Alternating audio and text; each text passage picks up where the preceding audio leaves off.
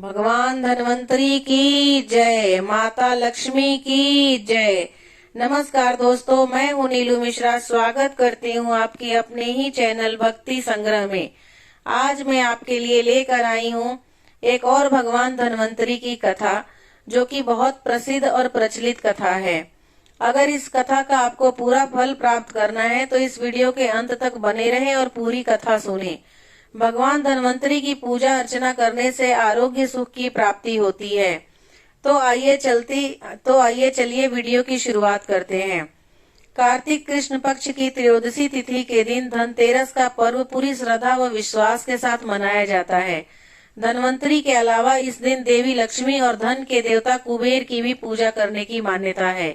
इस दिन को मनाने के पीछे धन्वंतरी के जन्म लेने के कथा के अलावा इसके बारे में एक दूसरी कहानी भी प्रचलित है। कहा जाता है कि एक समय भगवान विष्णु मृत्यु लोक में विचरण करने के लिए आ रहे थे। तभी लक्ष्मी जी ने भी उनके साथ चलने का आग्रह किया। तब विष्णु जी ने कहा, यदि मैं जो बात कहूँ तुम अगर वैसा ही मानो तो फिर चलो। तब लक्ष्मी जी उनकी बात मान गई और भगवान विष्णु के साथ भूमंडल पर आ गई। कुछ देर बाद एक जगह पर पहुंचकर भगवान विष्णु ने लक्ष्मी जी से कहा, जब तक मैं न आऊं तुम यहीं ठहरो। मैं दक्षिण दिशा की ओर जा रहा हूं, तुम उधर मत आना। विष्णु जी के जाने पर लक्ष्मी के मन में कौतूहल जागा कि आखिर दक्षिण दिशा में ऐसा क्या रहस्य है जो मुझे मना किया गया है, और भगवान स्वयं चले गए। लक्ष्मी जी से न रहा गया और जैसे ही भगवान आगे बढ़े, लक्ष्मी जी भी पीछे पीछे चल पड़ी। कुछ ही आगे जाने पर उन्हें सरसों का एक खेत दिखाई दिया जिसमें खूब फूल लगे थे। सरसों की शोभा देखकर वह मंत्रमुग्ध हो गई और फूल तोड़कर अपना श्रृंगार करने के बाद आगे बढ़ी।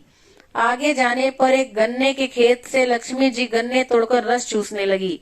उसी क्षण विष्णु जी आए और यह देख लक्ष्मी जी पर नाराज होकर उन्हें शाप दिया कि मैं तुम्हें इधर आने को मना किया था, पर तुम न मानी और किसान की चोरी का अपराध कर बैठी। अब तुम इस अपराध के जुर्म में इस किसान की 12 वर्ष तक सेवा करो। ऐसा कहकर भगवान उन्हें छोड़कर क्षीर सागर चले गए। तब लक्ष्मी जी उस गरीब किसान के घर रहने लगी। एक दिन लक्ष्मी जी ने उस किसान की पत्नी से कहा कि तुम स्नान कर पहले मेरी बनाई गई उस देवी लक्ष्मी का पूजन करो, फिर रसोई बनाना, तब तुम जो मांगोगी मिलेगा। किसान की पत्नी ने ऐसा ही किया। पूजा के प्रभाव और लक्ष्मी जी की कृपा से किसान का घर दूसरे ही दिन से अन्न धन रत्न स्वर्ण आदि से भर गया। लक्ष्मी ने किसान को धन धान्य से पूर्ण कर दिया। किसान के 12 वर्ष बड़े आनंद से कट गए। फिर 12 वर्ष के बाद लक्ष्मी जी जाने के लिए तैयार हुई। विष्णु जी लक्ष्मी जी को लेने आए तो किसान ने उन्हें भेजने से इनकार कर दिया। तब भगवान ने किसान से कहा कि उन्हें कौन जाने देता है, यह तो चंचला है, कहीं नहीं ठहरती। इनको बड़े बड़े नहीं रोक सके। इनको मेरा शाप था, इसलिए 12 वर्ष से तुम्हारी सेवा कर रही थी। तुम्हारी 12 वर्ष सेवा का समय पूरा हो चुका है। किसान हठ पूर्वक बोला कि नहीं, अब मैं लक्ष्मी जी को नहीं जाने दूंगा।